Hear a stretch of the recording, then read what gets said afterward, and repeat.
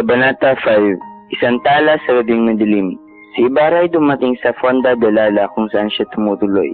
Pasampalak itong upo sa silya at namintana. Tumingin siya sa paligid. Nakatawag pansin sa binata ang bahay sa kabilang ibayo. Nagliliwanag ito. Ang masasang tugtugin nagmumula roon ay malinaw na ulinagan ng nagmamagnetong binata. Sa kasiyang darama, naging masining ang guni-guni ng binata. Isang magandang nimpa na tinitingala ng mga dyablo, anghel at mga pastol.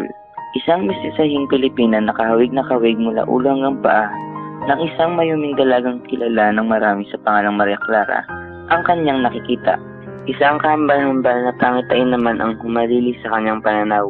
Isang maliit na silpitan ang kinalalagyan ng isang kaawa-awang matanda na may malubhang karamdaman. Kahit na nahihirapang huminga, nakatingin ito sa kanya at mukhang nagmamakaawa. Luhaan ng mga mata nito na mukhang tumatawag sa isang pangalan. Sa di kalayang lugar naman ay makita mo ang isang masayang pagtitipon. Makita mo may isang binatang masayang-masaya at patuloy sa pagtunggal ng kopeta ng tagumpay sa gitna ng palakpak at halakhakan. Ang matandang lalaki ay kahawig ng kanyang ama. Ang binata ay kamukha niya at ang pangalan tinatawag ng kahabag-habag na bilanggo ay walang iba kundi ang pangalan niya. Namatay na ang liwanag ng mga ilaw sa malaking bahay sa ibayan ng Pangpang.